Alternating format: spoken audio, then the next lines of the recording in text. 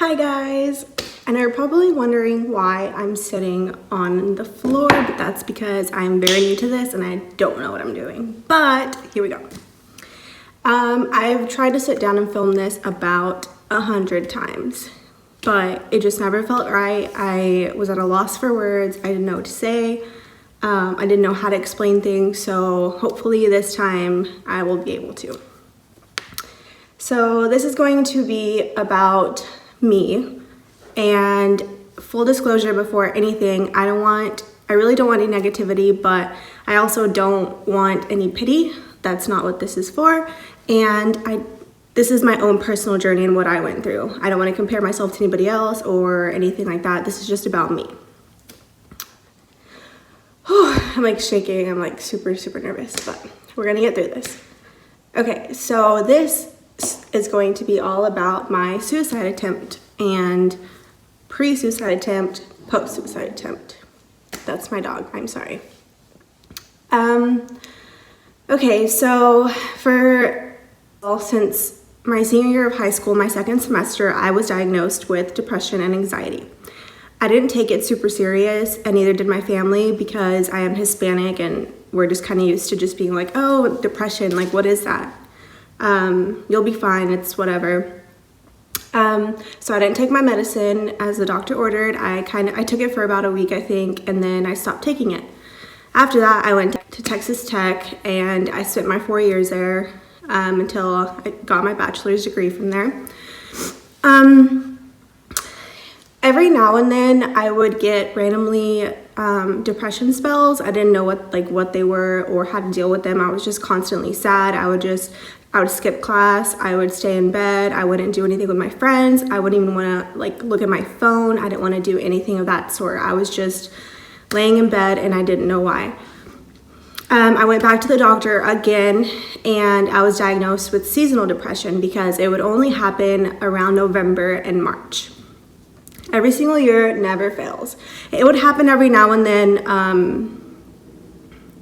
at other times, but it would really just hit me hard in March and November. So my doctor had told me that I had seasonal depression. I took that and I ran with it. So I started taking medicine, and then my sophomore year of college, I had a really bad spell with a really bad incident. I was suicidal. I didn't really tell many people about it or what had happened, but I was very suicidal. It was one night that was not good, and I was talked out of it, but it could have ended very badly. And that's when I had just started my medicine. I believe I was on Zoloft. So then I had told my doctor that had happened, that I had had a very suicidal moment experience, not to the full extent of a suicidal attempt, but suicidal ideation for sure. So I told my doctor, and then she switched me to Lexapro, I believe. She weaned me off the Zoloft and then put me on Lexapro. So I was on Lexapro for a while, and it actually worked for a little bit. And then again, once I started feeling better, I just took myself off the meds. I kept taking them and then would take myself off of it once I felt better, which you're not supposed to do that at all. Learn my lesson. So then after that, I was actually doing pretty good. I don't think I had an episode all of my junior year. I was okay. And then my fall semester of my senior year, I was okay. And then my second semester, it started again really badly. So I had one roommate, and I'm obviously not gonna name any names, but I had one roommate, and I had reached out to her and told her, listen, this week I've been super depressed. I'm sorry if I seem distant. And I just apologized about how I may be acting or the things that I may be doing, because when I get into my deep depression episodes, I do not like to clean, I do not like to shower, I do not like to eat, I don't like to do anything. I just isolate myself completely. And so I had told her about it, and all she said to me was, it's all in your head, you're not depressed, just pray about it and it'll go away. The amount of times people have told me to just pray about it and it'll go away, I have prayed and prayed and prayed and prayed. Okay, that's a completely other story, but yes, that is what she said to me, and It really made me feel alone, and a lot of the times when I would reach out to people, they would say the same thing, like, oh, it's all in your head. Oh, we'll go do this. It'll take the depression away. Like, no, nothing is just going to take it away. And I understand it's not other people's responsibility to take on my depression or anything like that. But honestly, just being a listening ear could have helped me so much. And I did not have that one single time. So, yeah. That was in college though. So post-college, I graduated in May. I moved not back because I'm not from Houston, but I moved to Houston. And I lived here for about a year. Oh my gosh, sorry, my brain is so scatterbrained. This is why I've tried to film it 100 times and I'm probably talking 100 miles an hour as well, and I'm sorry. I'm just really nervous. I don't know how this is gonna go. So then I lived here for about a month, I would say, a month. Yeah. And then I moved to Melbourne, Australia. I lived there with my brother and my sister-in-law. And the whole time I was there, well, let me backtrack a little bit. So the second semester of my senior year, my depression hit really hard in February of 2018. And it sounds very cliche, but I remember the day that it hit me very hard, and it was on Valentine's Day. My family had sent me a heart-shaped pizza, and they sent me one of those edible arrangements and a bear and all these presents, and all I could do was cry.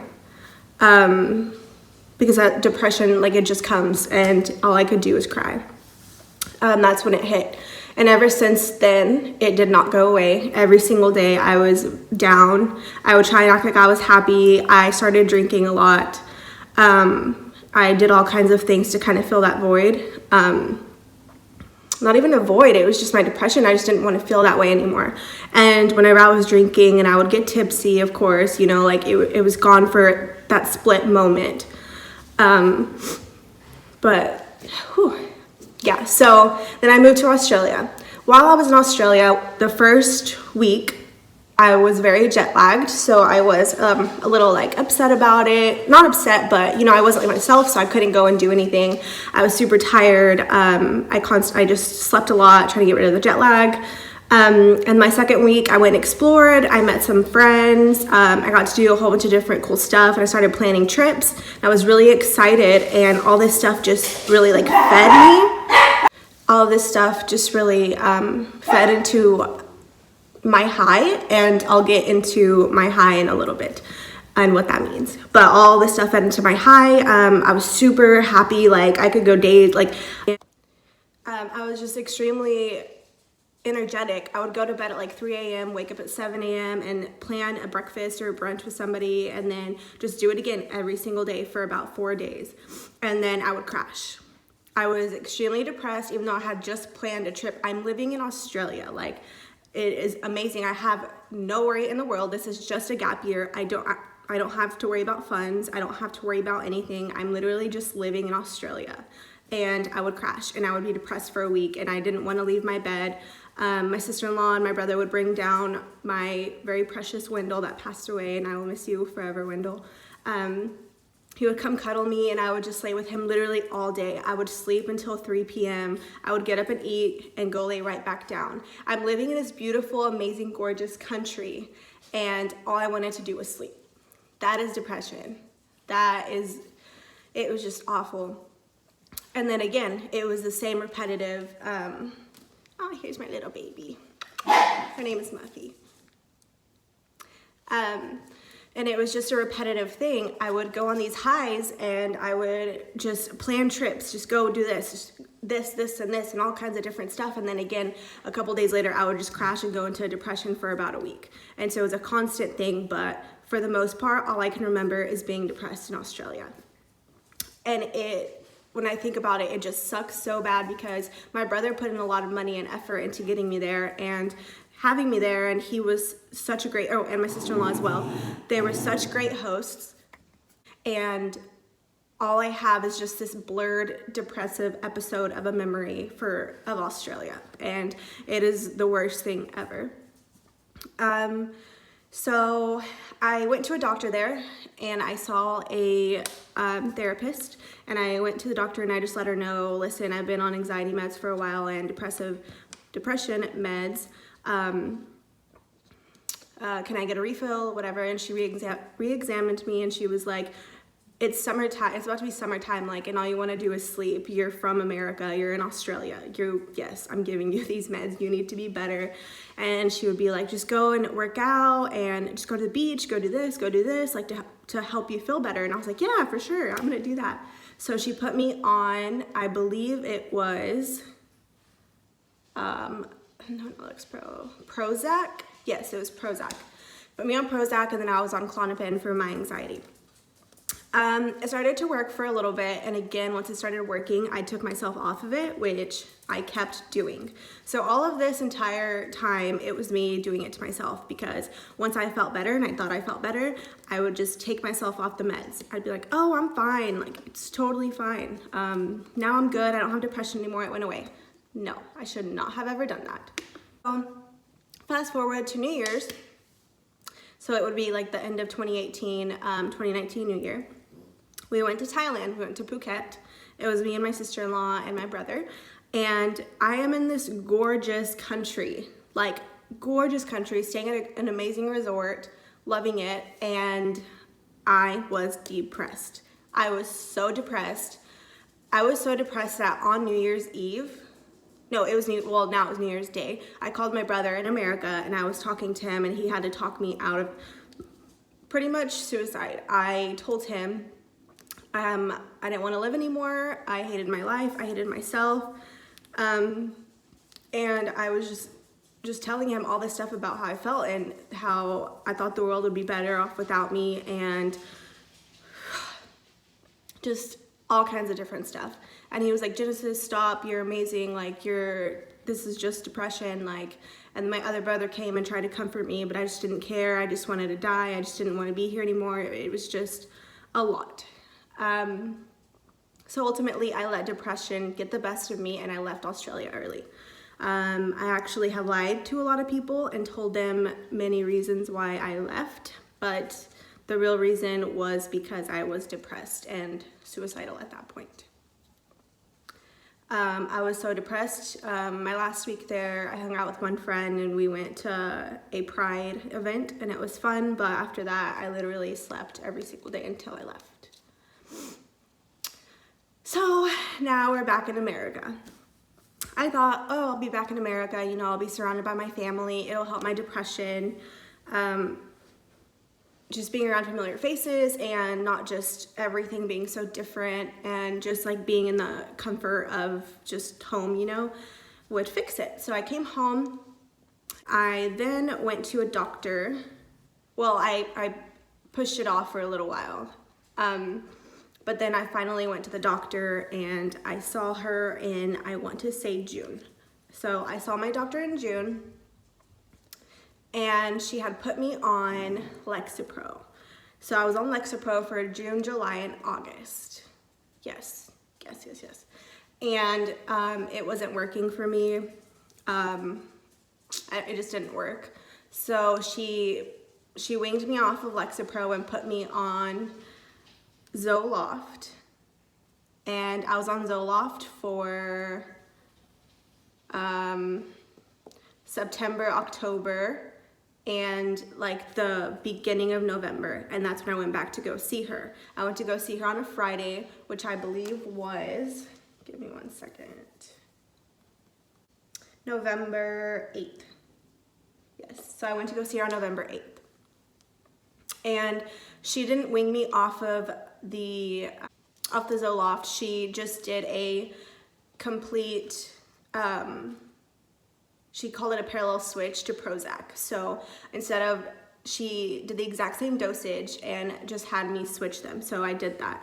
And my chemical imbalances went haywire. Now we're leading up to my suicide attempt. So that was on February 8th. And on February 9th, I was still kind of feeling down. So I just slept a bit. February 10th. Why do I keep saying February? I mean November. I'm so sorry. November, it's February now, oh my gosh. So November 10th, my family and I had like a family day. So we were basically just cooking together. Well, they were cooking because I can't cook. But we were having a great time. We're having a couple of drinks. We were just watching Christmas movies together, and we were just laughing and talking about how thankful we were for each other, and we were putting up all the Christmas stuff. I know it's early, please don't come for me, but we love Christmas, so we were just putting everything up already, and we were having such a great time. And I had just finished telling them how thankful I was for them and how grateful I was for them. And within 2 seconds, my depression hits. Within 2 seconds, my depression hits. I went upstairs. I told him I was going to take a nap, fully knowing what I was fixing to do. I told him I was going to take a nap, which is very common for me because it's not unusual that I nap all the time. I am a napper. And so I went upstairs and I had some lorazepam and Klonopin, and I mixed them and took both. I took almost the entire bottle of Klonopin, and I don't remember how many of the lorazepam.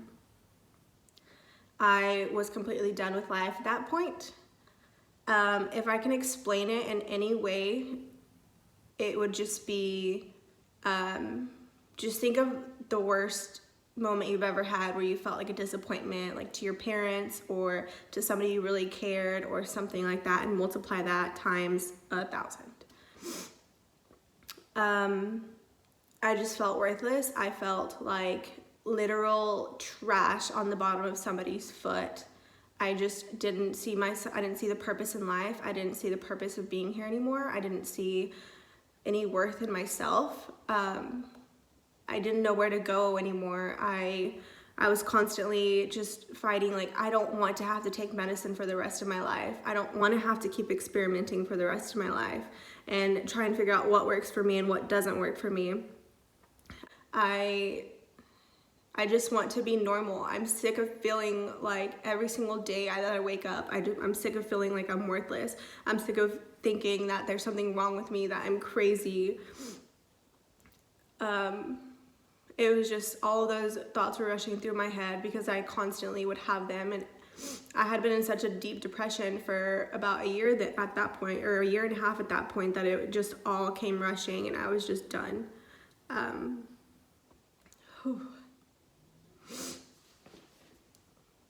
haven't actually really talked about it in a long time, so sorry. So I was just done with it, and so I took all the medicine. And I am a believer in God, and growing up as a Christian, I was raised to believe that if you do commit suicide, you do not go to heaven. Whether or not that's true, you can believe whatever you want. That's just how I was raised. And in that moment, I remember thinking to myself, even hell is better than feeling this way. And just having to take medicine every single day, and just sleeping every single day, and just trying to figure out what's going to work for you, and just wanting to cut somebody off every single second just because they said something that pisses you off, or just feeling like you're never going to be in a relationship or be in love or be worthy of love because you are constantly feeling like this. You're constantly up, you're constantly down, you just can't find a medium.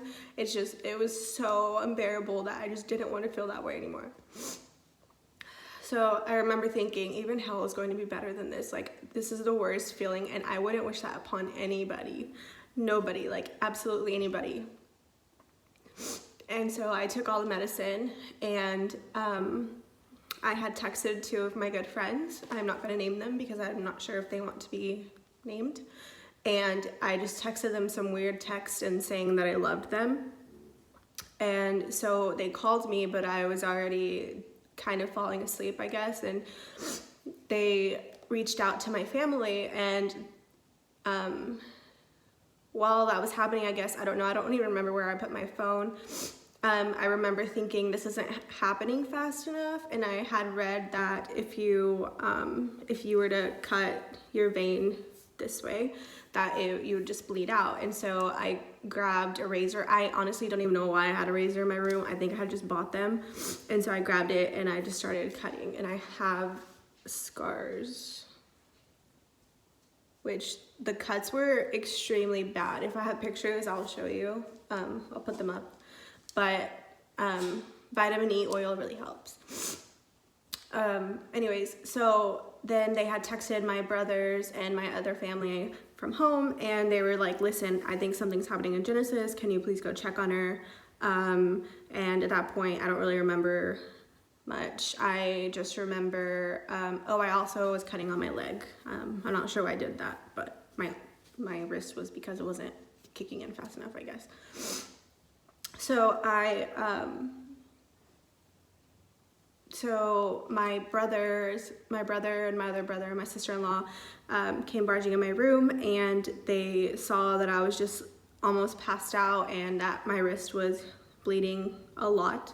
And they said, what did you take? And I couldn't really speak, and there was bottles on the floor. So my brother picked me up and carried me down the stairs, and they were fixing to take me to the emergency room. But my sister-in-law told my brother, no, make her throw up, because she took the benzos. And so my brother made me throw up. He stuck his finger down my throat and made me throw up a couple times. And then they put me in the car. This is all kind of a blur to me. I kind of remember this, and I remember them walking me to the car, putting me in the car, and then I kept, trying to fall asleep because I was extremely tired, obviously. And my brother kept waking me up so I wouldn't fall asleep until we got to the ER. So the ER was too far, considering I was falling asleep every 2 seconds, but there was an urgent care right there. So we stopped at the urgent care first to see if they could help us out, or if they could help me out. And so I don't remember any part of being at the urgent care. The next thing I remember was they put me in an ambulance and they took me to an emergency room. When I got to the emergency room, they gave me charcoal, which is extremely gross. Do not recommend, 10 out of 10. And it's like crazy. I can like kind of make jokes about it now, I'm sorry. And I don't really remember much about it. I just remember them giving me charcoal and doing all kinds of other lab work and stuff. And then they made my family go out of the room, and they asked me questions, but I don't remember anything that they asked me. The only thing I remember was a nurse asking me if I wanted help, and I said yes, and I was sobbing, and I was just telling her yes, yes, yes, I do want help, which I did, and I do. They then said it was time for my family to leave. I believe it was like 11 o'clock. This all started at 5 p.m. if this can give you an overview of the time span. It started around 5 p.m., everything, and then now we're at 10 or 11 when they told them to leave the emergency room because visiting hours were over, and they were waiting for an ambulance to transport me to the mental hospital. Well, before that, I had told her, yes, I want some help. And she had another lady come in, and she was talking to me, asking me which mental hospital I wanted to go to, and she named Cypress Creek. So I said, yes, that one works. It'll be close to me because it's in Cypress, and I live in Cypress. So we were waiting for the ambulance to come pick me up, and I remember waking up around 2 a.m. and because I had to use the bathroom, I was still so out of it, but I was like, is the ambulance here yet? I'm exhausted. Like, I'm not getting any sleep. I'll keep coming in to do lab work and all kinds of other stuff. Like, I can be picky. I just tried to kill myself. And meanwhile, my friends were extremely worried and concerned about it. And actually, I'm going to name one friend because I have to give her a huge shout out. She drove from Fort Worth to Cypress that night, and not knowing if she was going to be able to see me because I was going to the mental hospital, but she didn't care. She dropped everything and came and stayed with my family and talked to my family, and she actually helped clean my room. She helped organize my clothes, and she is the best friend ever. Thank you, Erin. I love you so much. So the ambulance finally came and picked me up, and I was extremely exhausted. I was just ready to go to bed. I honestly hadn't really fully registered what had just happened or what was happening or where I was going, but I just remember the ambulance took me to the mental hospital and they dropped me off. And then I remember asking them if I could take a nap because I was extremely exhausted, and they said, yes, there's a couch right there, you can lay down and go to sleep. So I did, and then they woke me up around 5. And they were like, okay, we're going to go take you to the unit. So this is about 12 hours of all this happening. So they took all my clothes, they took my phone, they took everything. And then they walked me back to the unit I was going to be in, and I was in unit 7. While we were walking back there, she was telling me, oh, there's this gym, there's this, there's this, there's this. And I was just like, okay, I really just want to go lay down. I'm so tired, I'm exhausted. So we get to the unit and they have to take my vitals and all kinds of other stuff. And then I was like, can I just answer all this tomorrow? I'm so tired, can I please just go lay down? So then they took me to my room. And this is about 6 a.m. now, I'm assuming, and I went to sleep, and then I was woken up around 9 because my psychiatrist was there, and he started talking to me about how the next few days were going to go and what was happening, and he just said, oh, I assume you'll just be here a couple of days, and then we'll release you once we get you on the right meds and stuff like that. So I was like, okay, cool, and I went to sleep. So the way the hospital works is that they wake you up. Well, they go in and check your room every 15 minutes just to make sure you're doing okay, you're not trying to self-harm, or your roommate. You have a roommate, by the way. I had a roommate. Okay, so they come in and make sure that you're doing okay every 15 minutes because although it's proof, it's like suicide proof, there's still certain things you can do, like I guess smuggle like your roommate with the pillow or something. I don't know, but that's just their process, and that's cool. So they come in every 15 minutes to make sure you're doing okay. And then around 6 o'clock, they come and take your blood pressure. And for some reason, I had low blood pressure the entire time that I was in the hospital. And I've never had low blood pressure before, so that was a little bit strange. But yeah, they came in and would take your blood pressure at 6, and then at 8, around 7:30 to 8, you would go and take your morning meds, because everybody is basically like on morning, mid, and night meds, or it just depends what you have. The unit I was in was mostly for major depression, but people who had like suicide attempts, bipolar, paranoia, anxiety disorders, stuff like that. So it was a high functioning unit, but it was mostly suicide attempts within those. There are 8 units at the hospital I was at. The first one being, I think that is where the schizophrenic people are, and it's a lot lower functioning but it gets higher as you go up. So I was in 7, and then 8, I believe, is the same, except for I don't think they had as many suicide attempts. It was just like the depression, suicide ideation, and stuff like that, but not actual attempts, which mine was. But so then you take your morning meds, and then you go to breakfast, and then we have our first group at 9, which is goals group. So every single day you write down a goal for the day, and you talk about it and stuff, and you get a chance to meet everybody. It's in a common area, and they have it split up between guys and girls. So the guys is on this side, the girls is on this side, but you have a common area. And so in the common area, you can color, you can play card games, you can watch TV, you can do all kinds of stuff. So 9 o'clock is goals group, and then you get a snack at 10, and then at 10:30 is another goals group, I think. Yeah, no, or 11 is another goals group, and then you have lunch. Oh, but the 11 o'clock goals group is where you just talk about whatever the therapist brings for the day. So it could be like cognitive distortion, or just or like a lot of the time it was just she would bring things that we would read, would just kind of talk about it and then redirect our way of thinking into a positive way. I'm a worrier, and I told her that, and she would just constantly tell me like, where does worrying get you? And I was like, well, I don't know, like if I don't worry about it, like, you know, like I'm just worried. So, and she was like, yeah, but whether you're worried or not, whatever's meant to happen is going to happen. So worrying isn't going to change that. So it was just things like that. And I was like, that's very true, because now I don't worry as much. I used to have really bad driving anxiety, but ever since being there and her teaching me that, it's helped me a lot, because I've driven 1,000 times, nothing has happened. Yeah, maybe one day I'll get in an accident, but me worrying isn't gonna change that. Me driving better might, but worrying will not.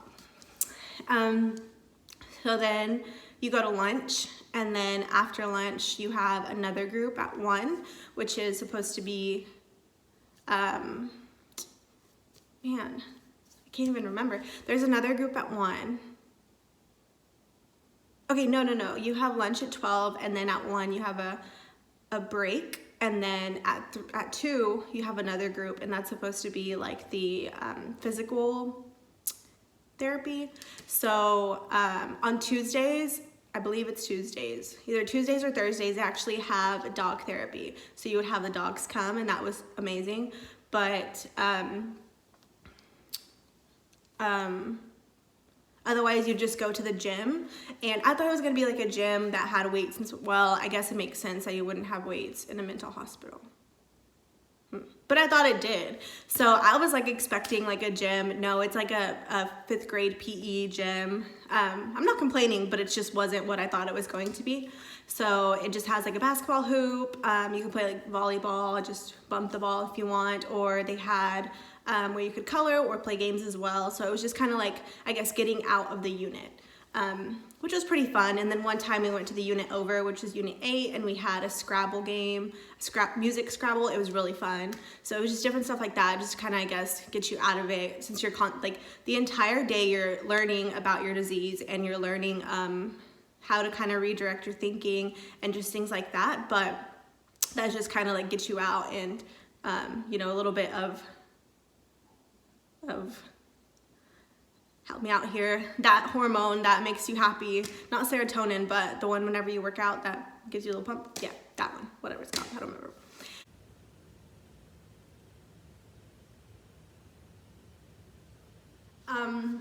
Okay, so that's at 2, and then you have another one at 4, and this one is, I want to say it's like a behavioral therapy. We went through so much, and it was just constant learning, which was great. It was great. This is why I'm making this video, to let people know how amazing this place is.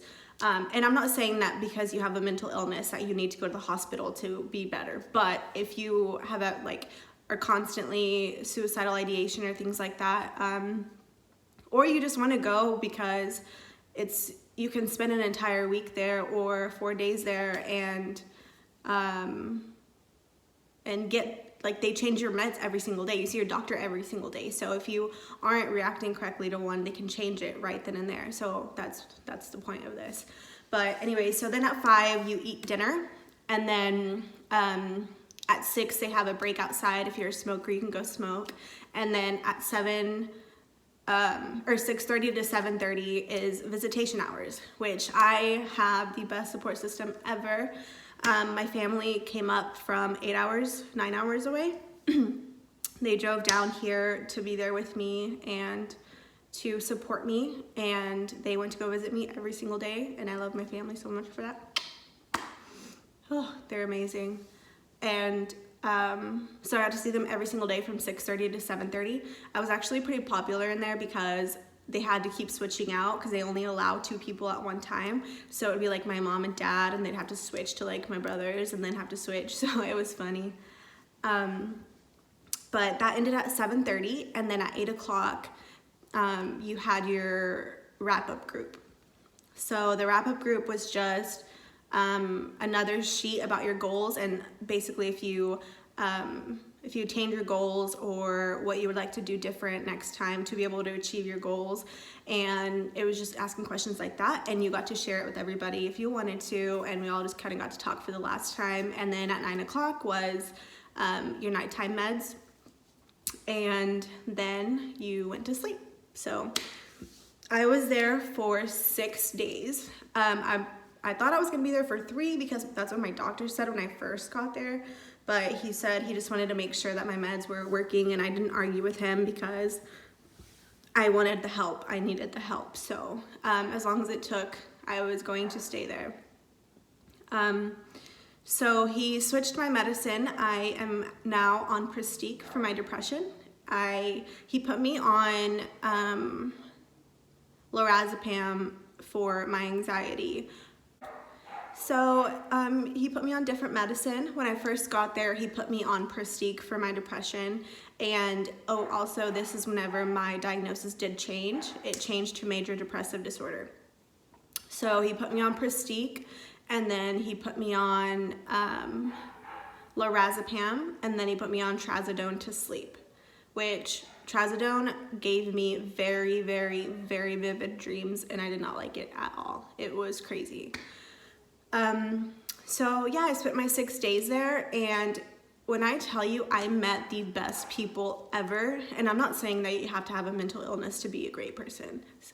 I don't want to get that, like, you know, but these people were the nicest, the sweetest, the best people you will ever meet in your entire life. And it was so great to be surrounded by people that understand you, people that won't judge you, people that don't think that depression is just in your head, people that will not completely just bash on you or embarrass you, or it's just, I'm just so grateful for that experience. And it sucks that it took to get to where I was to be there, because suicide is never the answer. And I guess that's where I'm getting with this too. Suicide is never the answer, but for just to be able to be a part of it. And I never thought I would ever be in a mental hospital, but nobody thinks that. And that's what, whenever we would talk about things, these people have issues. They have a lot of issues. And I'm not saying you have to have issues to have a mental health or mental illness, because you don't. But these people have been homeless. These people are like thousands and thousands and thousands of dollars in debt, and they have nowhere to live. They have nowhere to go. These people are losing their children because of the mental illness that they have. These people are going through it extremely rough, and they have depression, and they're there. But it could be, a lot of them are homeless, and it's like their last shirt that they have, they would take it off and give it to you if you needed it. Those are the kind of people that they were. They were amazing people, and I am so thankful that I was able to meet them. And that has even changed my life in a more positive way, because I want to be a better person if I ever was a bad person. They're just amazing people. But with that being said, when we would talk about our lives and stuff, these people have all these issues, and I really don't. I don't have that many, like, when it comes down to materialistic stuff, I mean, like, I don't have that many issues, you know, like, I have a great job, I have a great car, I have a great family, I have a great home, I have nothing to complain about. But seeing that in that situation, how I am over here and these people are over here, like, we have completely different lives, completely different issues, and this illness does not discriminate at all. Depression doesn't discriminate, anxiety doesn't discriminate, bipolar doesn't discriminate, schizophrenia doesn't, like, none of that discriminates. It doesn't matter. It's going to come. It happens to people. And I just think that people just need to embrace it more and not see it as how bad it is. There's this huge stigma around, like, a mental hospital and stuff. You know what? I'm proud to say I went to one. And I got the help I needed. I'm still working on it daily. Yes, every other randomly day I have, like, a depression episode, or I have different episodes, but I'm working through it. And because of the hospital, that I think so much that I see the light at the end of the tunnel, and it's just amazing to me. So like I said, this is just my story, and the things that, like, it's just affected me in this way. And these people have a different story as well. These people that live there, like, they all have come from different backgrounds, have different issues going on. Maybe there's a financial, maybe it's, I don't know, just different stuff. But either way, like, we still come together because of this. And Like, that's what life should be about. Doesn't matter how much money you make, doesn't matter all the stuff that you have, it doesn't matter anything. You should all just be able to come as a united front and just like love one another, because at the end of the day, love is all we have. Like, I don't know, it's just crazy. And just honestly, I just wanted to pick up all the people that were in there and just like move and make like a village and all of us be happy, because we all understand each other and we're going through it together. And it was just like, honestly, it was the saddest moment of my life having to leave the mental hospital. I'm not kidding. And if y'all want, I'll make another video going more deep into depth, and I can like go over my notes and stuff about what I learned and my actual day-to-day and the people that I learned and like what happened, because I have stories for days about that place. Anyway, so I was then released on November 16th, and I was welcomed by my pretty much entire family, and I was so thankful that they were there for me. The fact that they even came to be here just meant so much to me, and it was just an incredible moment. But yeah, so, and then that following Monday, I started my PHP program, which stands for Partial Hospitalization Program. So that means that I was there pretty much all day. It started at 9 a.m., right? Yeah, 9 a.m., and I would leave around 3 p.m. And it's an hour away, so I'd have to get up earlier because I have to drive. Oh, and now back to why I stressed the fact that I was like, oh yeah, Cypress Creek, like I'll go there. It's an hour away for me. I was thinking, oh, Cypress, it'll be really close. No, it was an hour away from me, but it's fine. Okay, so I was in PHP for 4 weeks. And for the first 2.5 weeks, first 2 weeks, I saw the doctor that I had been seeing in the hospital. And then he just dipped off to another country. So I had to see a different doctor, and which I really liked. And I was talking to him about things that were going on and how my medicine was working. And he told me I was bipolar. Now, the first time anybody hears they're bipolar, you know, like, why? I'm not bipolar. Yeah, I told him, I was like, what? You're crazy. I'm not bipolar. There's like absolutely no way. Like, I'm not bipolar. And he was like, okay. And then he was like, Miss Research Queen, go do your research and look it up and figure it out, and then come back and tell me tomorrow. And I was like, okay. So I went home and I looked it up, and I looked at bipolar 1. I was like, no, absolutely not. Like, none of this applies to me. And I even called one of my best friends and I was like, do you think I'm bipolar? And because she's a nurse, and she's a great nurse, by the way. And she was like, no. And she was like, well, maybe like ABC kind of applied to it, but maybe not. I don't know. She was like, what'd your doctor say? I was like, that I'm bipolar, but I don't think so. And then I called my mom and I'm like, Mom, do you think I'm bipolar? And she was like, is this a trick question? I'm like, okay, Mom. So I told him that I wasn't. So I went back and I was like, I'm not bipolar. And he was like, did you look up 1 or 2? And I was like, there's 2 different types. And he was like, yes, look up 2. You looked up 1, didn't you? And I was like, I just looked up the general bipolar. And he was like, yeah, look up bipolar 2. So I was like, fine. So I went home and did some more research and looked at bipolar 2. And sure enough, I met like every single symptom of it. So I had to go back to PHP and look my doctor in the eye and be like, you're right, which, if you know me, takes a lot because I hate being wrong. So I was like, oh, yes, I am bipolar too. So what meds are you gonna put me on? So he was like, I told you. So he had put me on and then I was just on Seroquel for a little bit, but then it kind of caused irritability. So he added, or he didn't want to add anything yet. He was like, let's just see if it'll go away. And I was like, okay. So then I was discharged from PHP because I had to go back to work. And then I went to go see him in his office, and he put me on a medicine called Lamictal. And I was on it for, I think, 3 or 4 weeks. And I started off at a baby dosage. So I took 50 for 5 days, and then 75 for 5 days. And then 100. When I got to the 100s, I entirely broke out into hives. Like, my entire face was red and broken out into hives. My entire body was broken out into hives. It was crazy. So I had to go to the urgent care, and they gave me medicine because they told me to just take Benadryl and Pepcid, and I was just like, okay. And then I had a doctor's appointment a couple days, so I was like, oh, it's fine, I'll just keep taking it, because I read online that if you stop taking your Lamictal that you can have seizures.